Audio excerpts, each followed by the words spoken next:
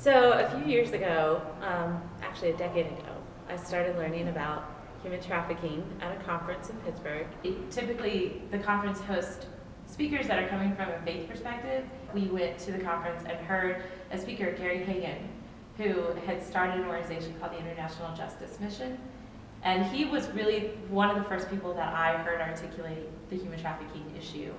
We took a group of students that year. Right after we got back from Jubilee Conference in February, a group of students were going on a spring break trip to Chicago in March. While they were en route, they were on a megabus, so they're on a bus that stopped at a truck stop. One of the things that Gary had mentioned in his talk at Jubilee was that oftentimes Asian massage parlors at truck stops are a front for human trafficking. And those businesses are illegitimate. They're women that are being forced there against their will, forced to stay there, forced to perform sex acts with people. So the students stop at this truck stop, and sure enough, there's an Asian massage parlor at the truck stop.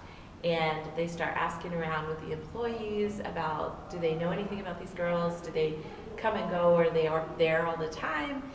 And the employees said, no, they never leave. They're here 24/7, because the massage parlor is open 24/7, like all night. So immediately they call me, and they're, we found slaves, what do we do?